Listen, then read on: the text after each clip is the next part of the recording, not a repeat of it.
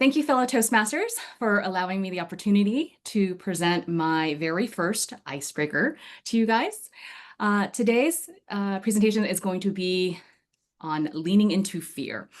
I thought really hard about what I would talk about, what's interesting about me, and honestly, I didn't think I have too many things that are that are that cool or that interesting about me. And then yesterday morning, as I was halfway awake, it kind of came to me. And I thought about this person that I watched on TV that really pretty much summed up everything I had been feeling for the past, I don't know, let's say 20 years. And he talked about stage fright. And I was like, yeah, that is something that has taken up my mental space for I don't even know how long. And I wanted to kind of share my journey with you guys. And I wanted to hopefully you guys will be able to learn from my long process of trying to overcome my stage fright. And so when I'm talking about this person, the person that I was thinking of, A lot of rallies, so I don't usually get nervous. But I was feeling some kind of way following Eminem. Now I notice my palms are sweaty, knees weak, arms are heavy, vomit on my sweater already, mom's spaghetti. I'm nervous, but on the surface I look calm and ready to drop bombs, but I keep on forgetting. so that is exactly how I felt after you guys talked about recording this. My palms are sweaty, my knees are weak. Yes, I'm checking all of those things off my list, except for the throwing up part. And my mom didn't make spaghetti today. But that being said, I'm so happy that there's someone public that can really talk about these feelings. And, this wasn't always me. I started off very different. I started off being a natural performer. From the very young age, I was that kid you could not pull off the stage. I have a very musical family, and from very young age, my family, my parents were early adopters of the art of, we'll call it karaoke. And there was always karaoke happening in the house. And I learned how to basically turn on the laser disc player and the laser disc player, and I'd go one side to the other, and I'd sing like all afternoon. My poor grandmother had to sit through it, and there was a lot of songs that I sang, and I remember singing, for example, all things from "Morning Has Broken," so just really old songs, to ooh, really old songs to slightly inappropriate songs like, I Don't Like to Sleep Alone. But and those are all like songs that, very much so we didn't have any like kids songs. And so it was just whatever we had available. So later on, I decided I wanted to learn how to do like dance and acting and all of that. And so I was the kid that convinced my parents to, sign me up for lessons. And so they signed me up for theater and all of that stuff. And eventually I went to high school. And in high school, that's me, I went to soda. And so I worked really hard to get in. I was a double major and I was a vocal and theater major. And so halfway through high school, I decided, this is so not for me. Or in this environment is not for me. It was very much so like competitive and like the worst part of caddy in high school, and it just wasn't for me. So I decided that I wanted to graduate early and I wanted to just go into the music industry. But my parents were like, no, you have to go to a college. I don't care what college. And so I picked, yes, I'm going to go to a conservatory. So, all that being said, during that process, I'm still trying to figure out how I'm going to break into the music industry. And my parents were like, well, there's these singing competitions you could do. You might make some money, and the money will help you pay for a lawyer. And I was like, okay, this is great. So we signed up for example, the local newspaper, Chinese newspaper was World Journal, and signed up for that. My parents signed me up because my Chinese is next to nothing. And as you can see in this picture here, this is my mom, my dad, and my vocal teacher at the time. And so Fun fact, my dad is on camera, told people that I am the least talented person in the family. That my sister is child prodigy. She got into Juilliard at like 7 for their summer camp, blah, blah, blah, blah. He has perfect pitch. But my very first competition, I got second place. And I sang, I remember Etta James at last, but I did the Christina Aguilera rendition of it. And I remember after the singing competition, one of the parents of the third place winner came up to me and was like, I really did not like your version of At Last. I thought it sucked.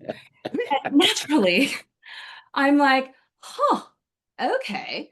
And I'm thinking in my head, okay, I have to be polite because, got to be polite to grown-ups. I'm like, okay, thank you. But I'm really thinking in my head, who are you to tell me your daughter sucked? That's why she got there. But that really kind of goes back to this confidence that I had as a kid. And, as I, started getting better, I started moving up into like different competitions. And at some point, my parents signed me up for EDTV's Top Idol. EDTV in Taiwan is the largest broadcasting corporation. So they have over 13 television stations that are in like lots of partnerships through China and Asia and all of that. And they were hosting their very first annual singing competition. So think of it kind of like American Idol, but in Chinese. So I started in San Francisco. In San Francisco, I got first place, and I was like, "Oh, this is amazing, great." Went to LA, I got second place, and I thought, "Oh, okay, my chances are all over. I'm done." But as you can see, this guy in the picture on my right-hand side, he actually got first place. But because he's 27, and at the time that was too old for them to take, they ended up selecting me. And so I had the opportunity to move to Taiwan, or I'm sorry, I had the opportunity to go to Taiwan and do this 2-week grueling boot camp of like choreography and all of that, and then ultimately a filming of the championships. So on stage, I do my song. I'm like, oh, okay, this is great. Like thinking, yeah, I really nailed that. And then as they're finally announcing the winner, they say a name. And again, at this point, my Chinese is not amazing. It's like Chinglish at best. And so they say a name, and I look around in the crowd, and I all of a sudden see like all my family standing up, and I'm like, what is happening? And then people next to me tap me on the shoulder, like, hey, congratulations. I'm like, what? And then apparently I won. And so you'll see this very like shocked face that I have. I don't know if you can actually see it in this picture. But this really kind of launched my career and into the music industry. And up until this point, my superpower was truly this feeling of being able to control an audience. And what I mean by that is it was this calm that I had. Being on stage felt like I was on top of the world. And I wasn't worried about what people are thinking or what my next thing is going to be. I was just in the here and now. And so in life in the music industry, I moved to Taiwan. I started, after signing with them, I started going on tours through all of their different television stations. As you can see here, I'm still not fully speaking Chinese. I'm on a variety show, and they're all doing something. I have no idea what they're doing, but I'm the pretty face here, hopefully. But eventually, I created a compilation album and we went on tour. And so this was kind of my thing. And like I'd go on stage. But in the music industry, everybody has an opinion. There's always this, like you walk off stage and it's never, especially culturally, I think it's slightly different. You never really have this like walking off stage and, oh, good job. It's always, oh, like your note was not great. Or, oh man, you look like a man when you do that. You got to stop doing that. So I'm sure Fine and Danny people think that this is all like very kind, but it was kind of soul crushing. And so again, like my expectations for all of this, like what every time I'm gonna go on stage, this is what my crowd is gonna look like. This is how they perceive me. This is what I sound like, and I'm great. But really like everything I had just said about like coming off stage and all of those things, it really started to get to me. And it really got to a point where I really dreaded being on stage. I really felt like gosh, why do I want to do this? Maybe I'm just not meant for this. Maybe I really do suck. And sure enough, I start having, different things happen in my voice where I'm actually validating what they're saying. And kind of call comes into this culmination. This is actually from my very first fan. And my very first fan, she was a fan from my kind of competition days. And I started touring for the album and touring throughout Taiwan. And on the last stop, this is what she had given me. And it was just really like throughout the tour, there were multiple parts of it that she had like encouraging things, and she wrote it for me. And so when the day that she gave this to me, I had gone drinking the night before, a little too much, and I threw up. And the next day when I woke up, my voice was hoarse, and we had like three stops on this tour, and I just couldn't really sing. And so my voice was really scratchy, and I got to the point where like it's my last stop, and I'm out there and performing, and I have like all of a sudden my voice just goes. I have no voice left. And so halfway through the song, I'm bawling my eyes out because I'm so embarrassed. I don't know what is happening, and like I just can't get my voice to make a sound. And finally, like I walk off stage and I'm just so happy for it to be over. And as we're doing autographs and everything, she walks over and she's like, "Wow, that was so incredible. I cannot believe like how brave you are. You've really inspired me." And it was those words that really like got me to think, "Oh my gosh, what am I doing to myself? Like the things that I'm doing are not like not worthy of her kind of encouragement." And it really kind of goes back to this vicious cycle that was happening.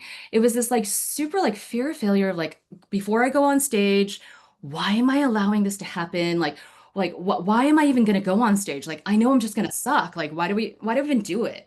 And so to finally being on stage, that feeling of like my throat being dry and not being able to convey whatever message I want to convey to ultimately the disappointment. And so I ended up kind of leaving the industry because I just didn't want to deal with it anymore. But then, looking back now, of the many, many years later, I have come up with kind of these lessons that I've learned that, imperfections are what make things interesting. And so it's about being genuine, it's about being um, relatable, and then the second one would be adding to that would be living in the moment of like, instead of thinking about, and I gotta be really honest, I don't have the camera on here. So I can't tell where I am at with timing, but I'm almost done. And so, yeah. And so, yeah, I'm truly living in the moment here. And then practice makes better. So yeah, tip our hats to Malcolm Gladwell and that 10,000 hours. So there's something to be said about that because, in those hours of like my karaoke time by myself, I'm sure I've exceeded the 10,000 hours. And so I'm here to practice and ultimately truly get therapy because yeah, trauma doesn't fix itself. And I really got to tip my hat off to my therapist. She's really helped me work through that. So I hope that this also helps you guys as well. And my last slide is thank you. This is Toast.